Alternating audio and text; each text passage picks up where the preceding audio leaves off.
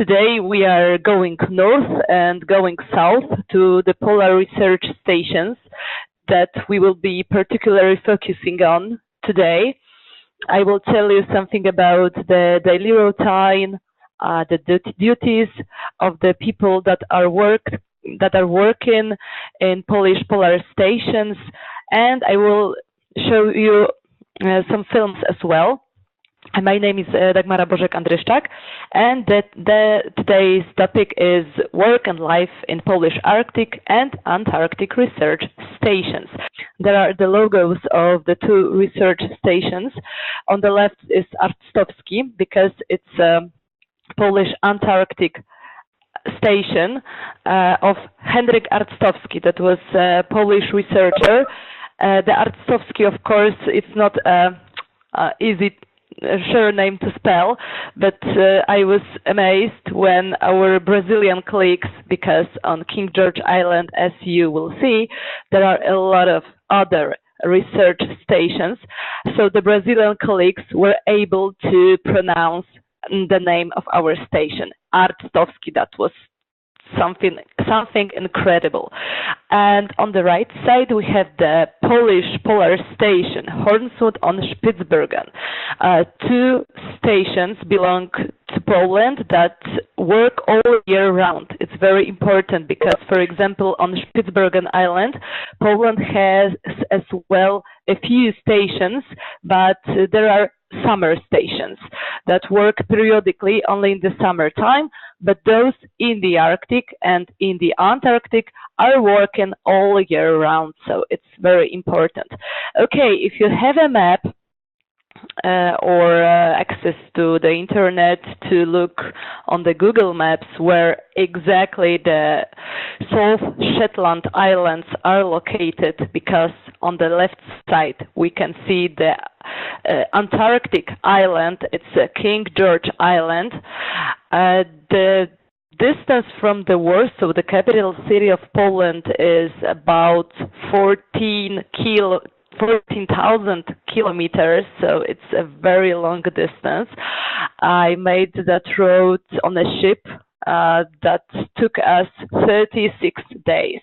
So yes, it's not like this if you are going to Antarctic that you just go onto the plane and are on place in a few hours. It's something different.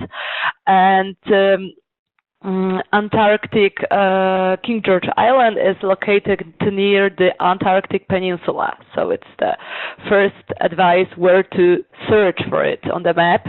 And on the right there is Arctic and the Spitsbergen. I think that you all know very well where the Spitsbergen is located, so only the information for you that the Polish Polar Station is in the south part of that island. Of course, there are two hemispheres, the southern and the northern, but there is one common point, that the Spitsbergen and the King George Island are the biggest islands in the archipelagos. Spitsbergen is the biggest in Svalbard archipelago, and the King George Island is the biggest in South Shetland Islands archipelago. Right, okay. So we have Polish Antarctic Station Arctowski. It's located in the south. I would like to invite you for using the materials that are attached to the description of today's lesson. If you log in to your profile on our website and search for the description, you will find the section additional materials, and there will be two links to two movies about Arctowski Station and Hornsund Station. I'm not going to present it because there are time-lapse movies, and unfortunately our platform doesn't work very well with the time lapses. It's very complicated to show it because it stops all the time. So I decided to attach the links for you, and I will present you today other videos. So if you would like to look to the around, if you would like to see how the landscapes around the station look like, just use those links to watch the videos on YouTube. Okay, so Polish Antarctic Station Arctowski, the first one, it's the main building painted in yellow color. There is a joke that Polish researchers tell to the new ones that are for the first time at the station, that there was no different color than yellow, so they decided to paint it in yellow. It's hard to say, but the yellow color is nice, and I think it's well suited to maybe not the view around, but yeah, it's an energetic color. And the second one is Polish Polar Station Hornsund on Spitsbergen in the north. Another Polish station. A very important thing, of course, we have a brown main building of the station, but interesting one is that small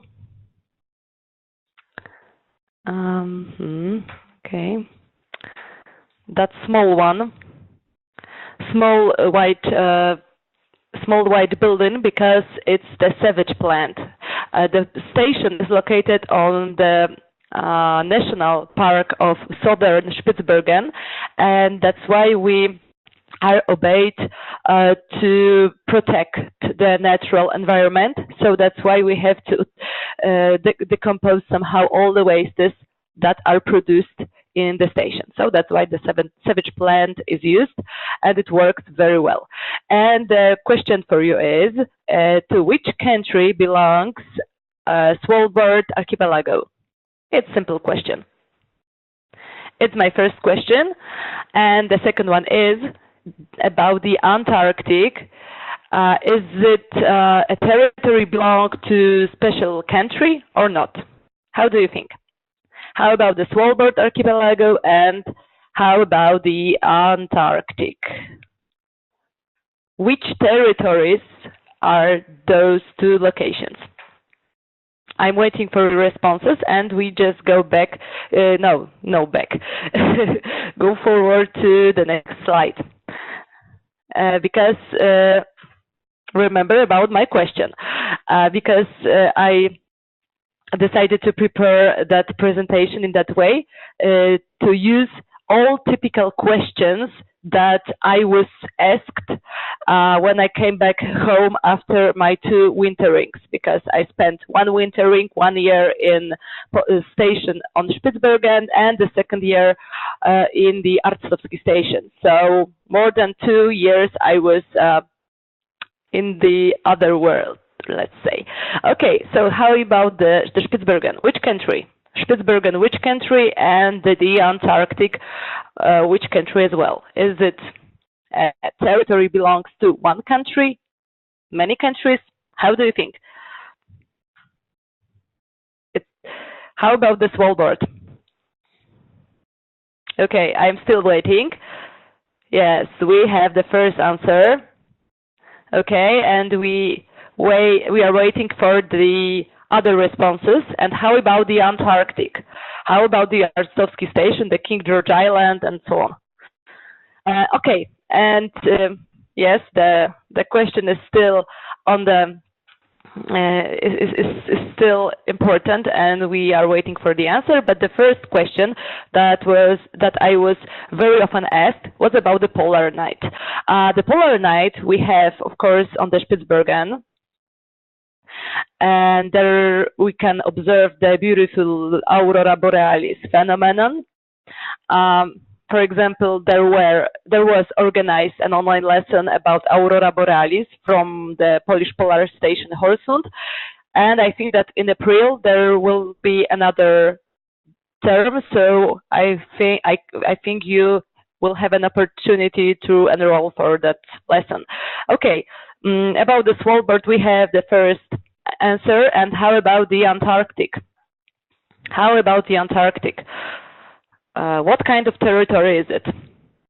And on Arctowski, unfortunately, we don't have polar night, because the station is located on 62 degrees south, which means that it's not that we have maybe not long, but we have some distance to the polar circle, to the Antarctic Circle, which means that the polar night phenomenon is not observed. Unfortunately, because I remember that it was one of the most inspiring and interesting moments in my life to spend the polar nights at Spitsbergen. A few dark months. That was something fantastic, something fantastic. Oh, come on! How about the Antarctic? The first question about concerning Svalbard archipelago was right, that Svalbard belongs to Norway, that the station is Polish, so it means that we have Polish employees, Polish scientists that work in that station. We use, of course, Polish language there, but we are obeyed to Norwegian rules, Norwegian law. For example, there is a Norwegian flag on the in the front of the station, and the Polish as well. Okay, yes, we have the first question. We have the first, the answer for the question concerning Antarctic. Okay, the Thessaloniki has some problems with the sound. I hope you will fix it.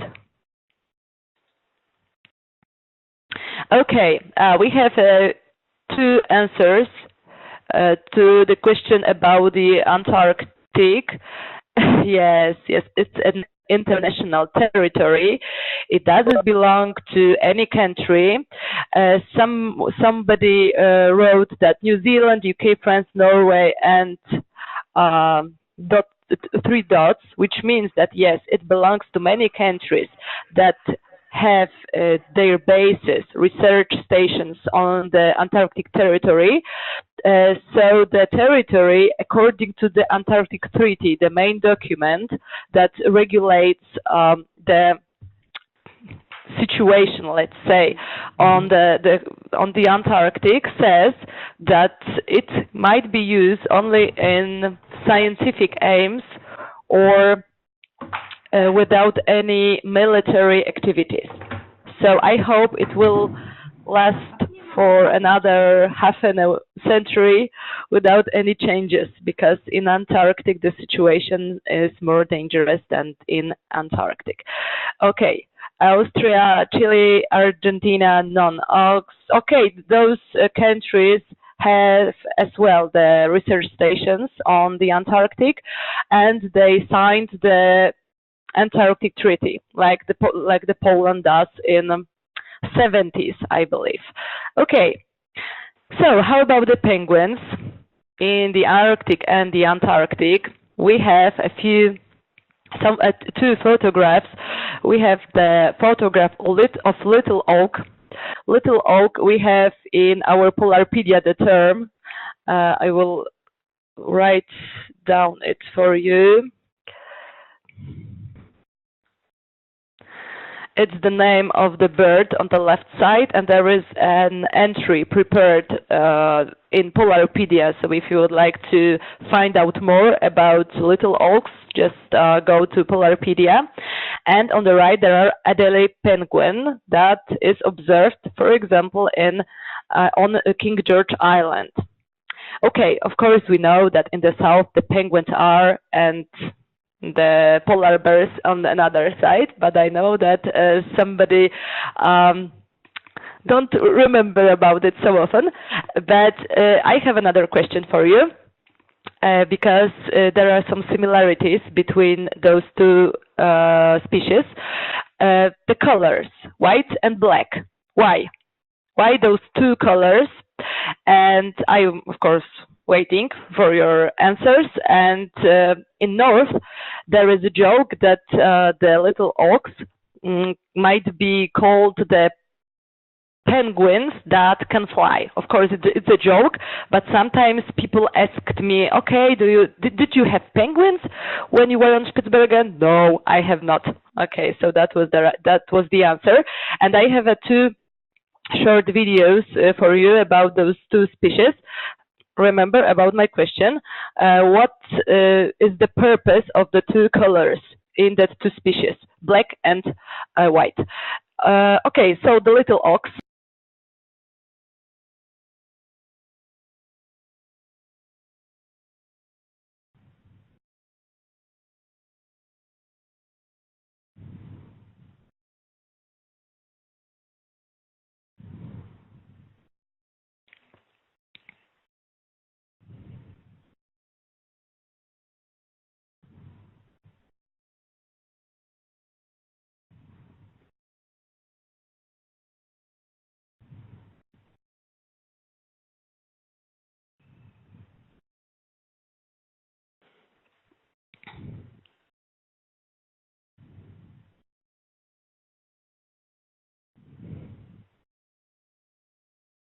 Okay, we have already watched the film about the little ox.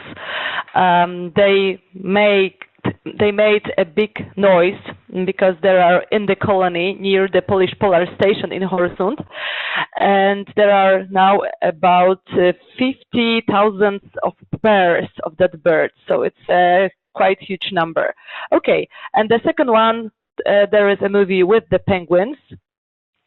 At first, there is no sound, but afterwards, you will hear the sound from the rookery, which means the penguin colony.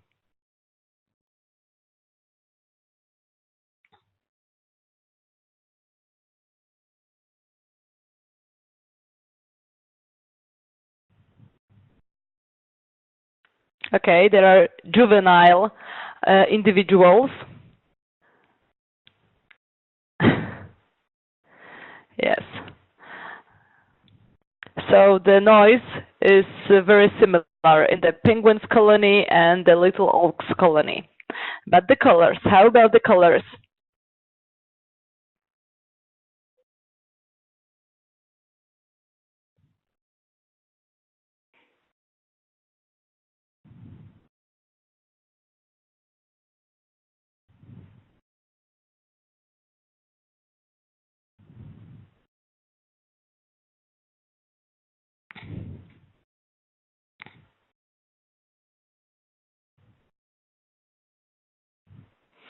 But of course, the smell is worse in case of penguins, because in the little ox colonies, it's not the smell. It's not as bad as in the penguin colony. Okay, so how about my question concerning the colors of those two species?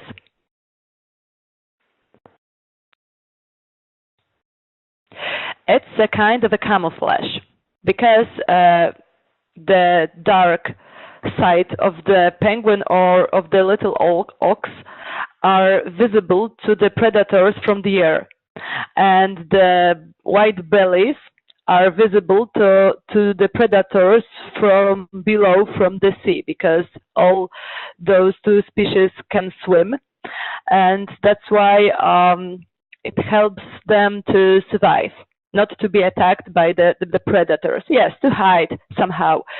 That's right. So it's the main purpose of those two colors. Okay, now how about the pets? The first question is where we can have the dogs, in the Arctic or in the Antarctic?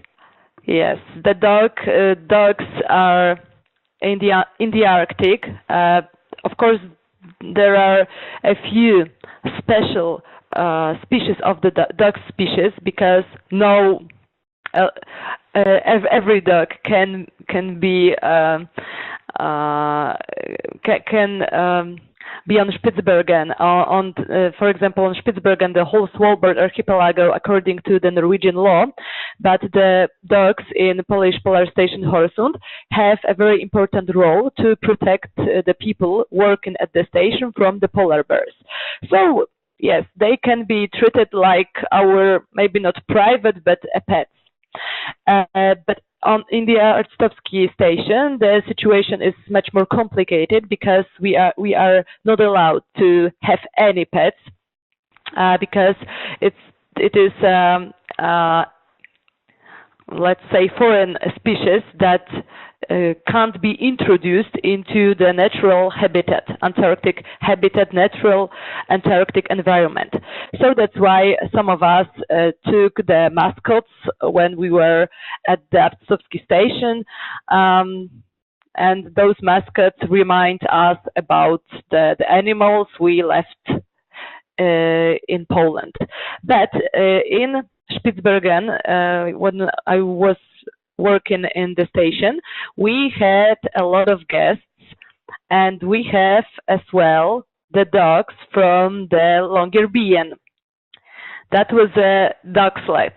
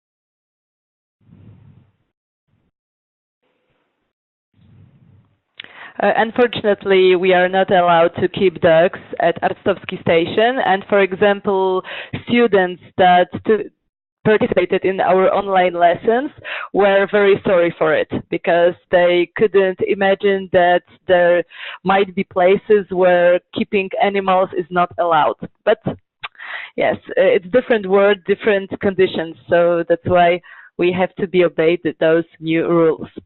Okay, and the other question that I was very often asked was about the time zones.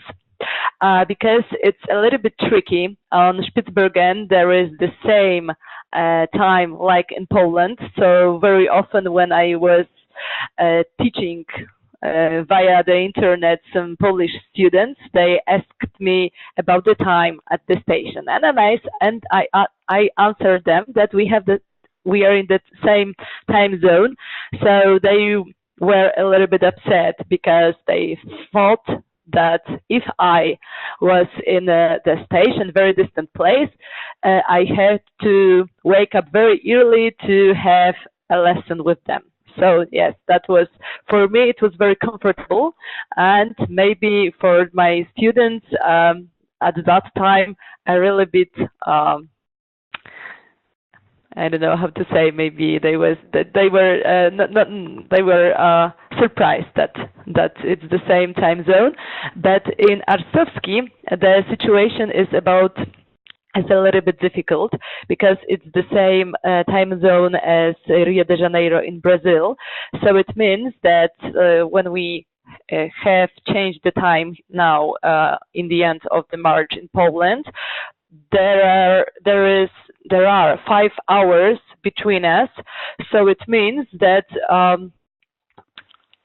people that now are working in the station and we are carrying out the online lessons for the students in Poland, for example, has to wake up very early because they are in a different time zone. When I was working at Arctowski, for me personally, it was very difficult because I couldn't get used to it. For example, when I wanted to call my family, I had free time to do it in the evening, but in Poland it was dark night and everybody was falling asleep, so it was senseless to wake them up. And only in the end of the wintering I somehow got used to it, but after that we have to get back to Poland, so there was no need to be used to new time zone. Okay, the polar bears.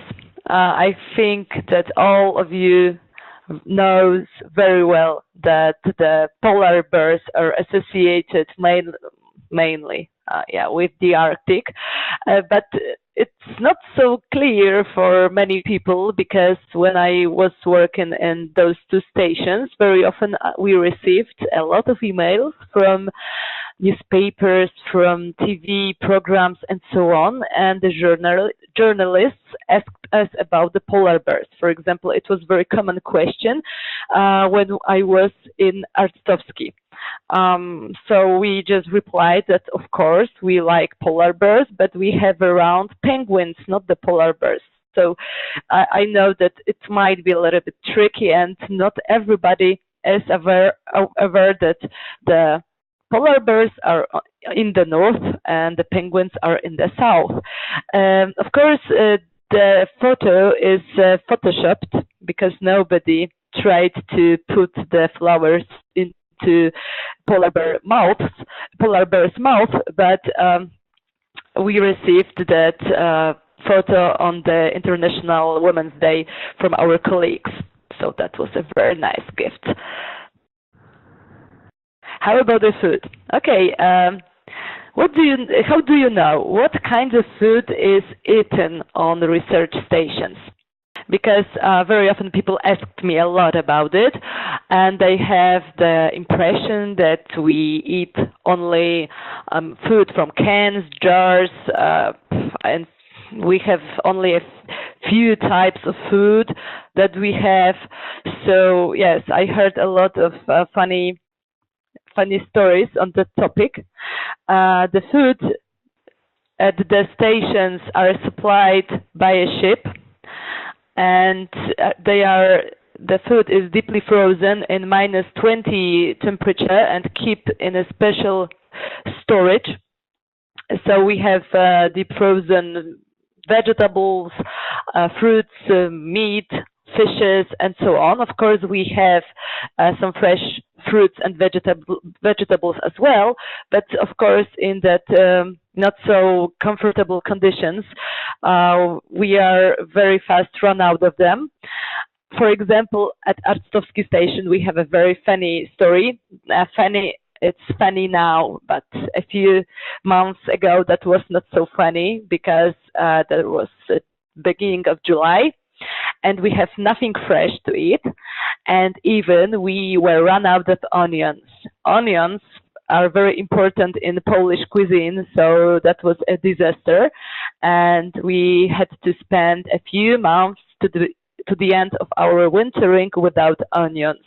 That was a terrible story, and the funny fact was that in the end of our wintering, we received some fresh onions from Brazilian colleagues, and all the people that ate those onions have the problems with their stomach.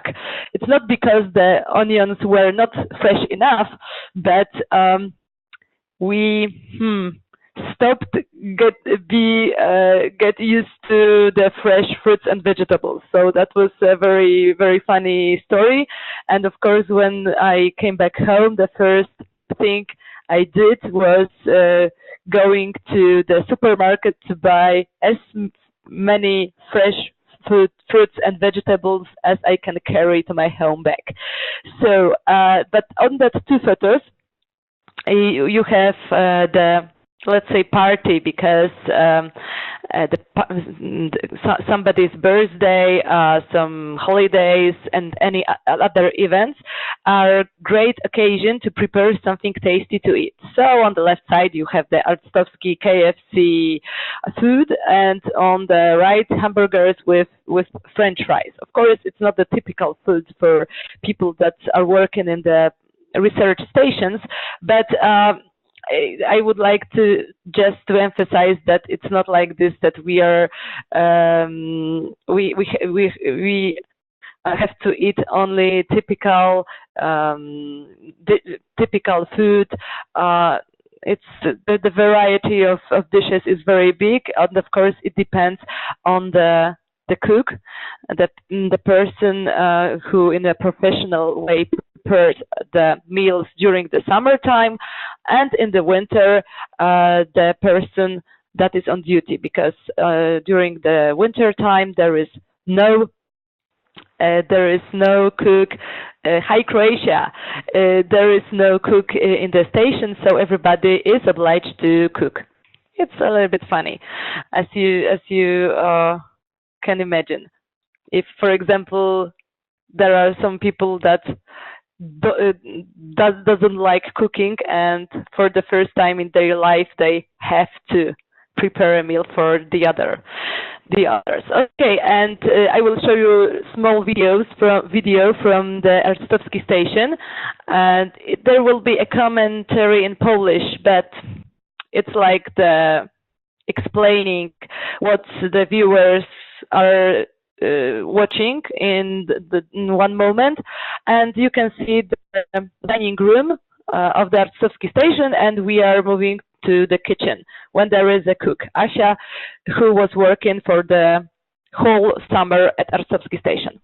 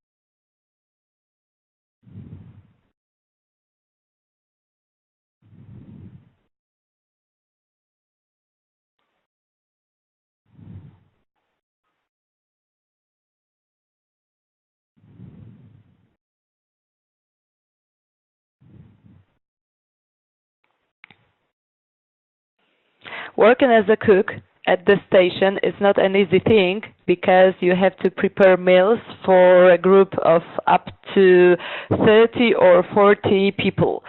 So it takes a lot to prepare dinner, to prepare breakfast.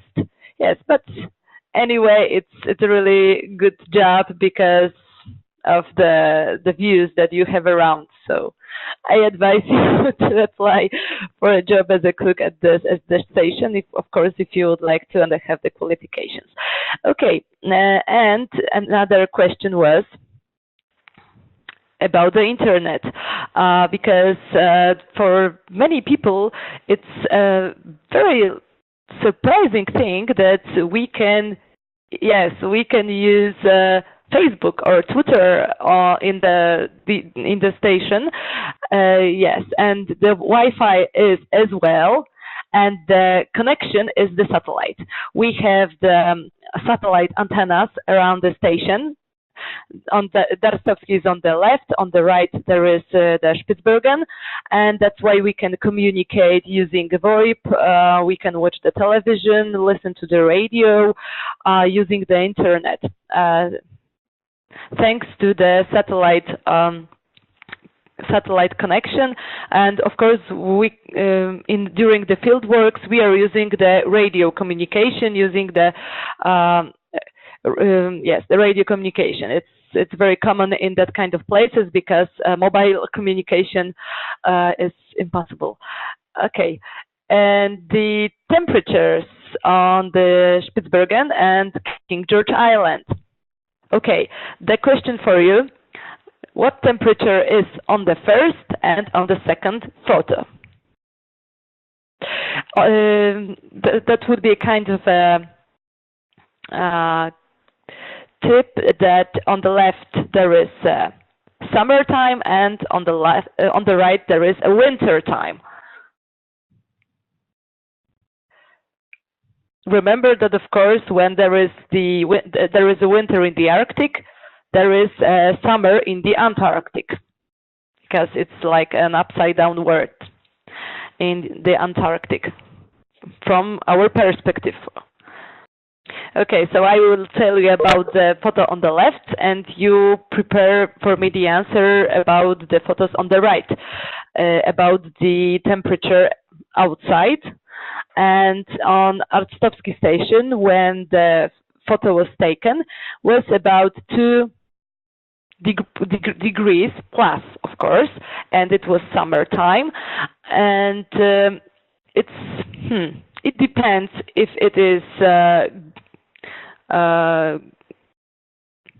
it is a low or high temperature, because in the Arctic and in the Antarctic you have a very strong winds.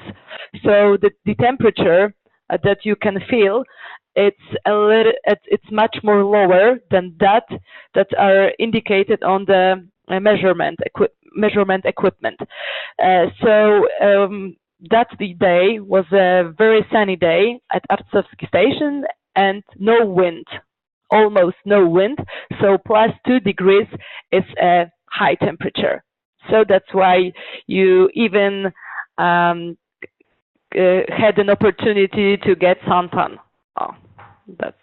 And on the left, on the right, there was a minus 25 degrees. It was the temperature was fixed in March, in the end of the March.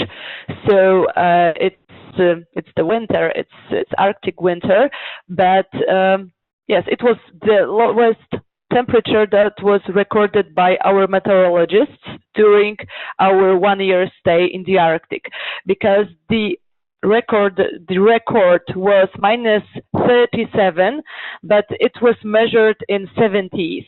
So it was many years ago, more than 50. It was 40, sorry. It was 40 years ago, approximately. So now the temperatures in the Arctic are unfortunately higher. In 2015, that's an interesting fact, the highest temperature was recorded in Hornsund, in Polish Polar Station, and it was plus 15.6 degrees. So it was the highest temperature recorded in Polish Polar Station. Of course, it was published on Facebook, another sign that we use satellite connection. We have an internet, so that was a hit. It had a lot of shares, likes, and so on. But it's not a good thing in case that the Arctic is getting warmer, rather dislike or something.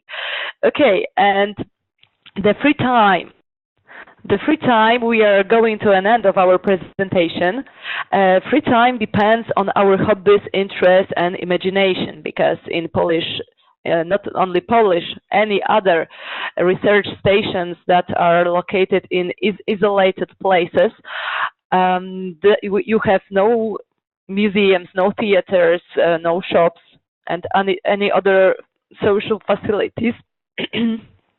Sorry. So it's up to you. How and when are you going to spend your free time? So the party, for example, it is okay. If somebody has to leave, feel free. Thank you very much for participating. And yes, so of course you are working from Monday to Friday, and the weekends are your free time, so you can do a lot of things, go to the field, have a party, talk to your family on the internet for many hours or so on. And the last question that I observed very often is about the women working at the stations, because nowadays it's common that women work in the research station, not only in the summertime but during the winter time as well. In both Polish stations, from a few years, it is common that women are the members of the wintering staff at the stations. So it's quite normal. On the Spitsbergen, we have 2 girls in the team, and on Arctowski, 3 girls in the team. So now it's fine when there are both sexes working at the station, because you can cooperate somehow in many fields, many duties, and it works very well, from my observations, of course. And in the end, I would like to present you my last movie, because on the right side you can see the snowmobile. The snowmobiles are used very often in the research stations to transport cargo, during the field works or some trips around the stations. But there is also another kind of equipment used very often to transport the people, the scientific staff, and so on. And you will see what kind of equipment is this.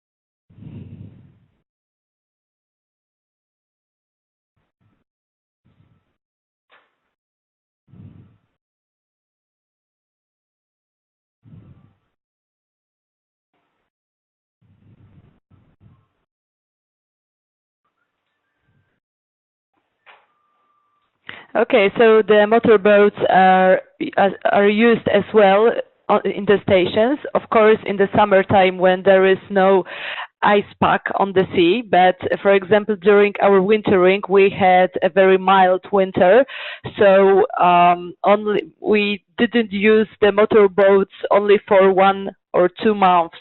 So that was a very unusual situation, but the scientists observed that every 5-6 years in the Arctic, in that area near the Antarctic Peninsula, there is a phenomenon called a colorless winter. so the winters are very mild, and that's why we had an opportunity to use the motorboats as well.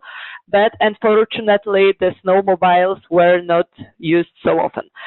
And that was the last slide of my presentation. I know that we are now out of time, so if somebody of you can stay for a minute or more to ask me a questions, feel free to do it.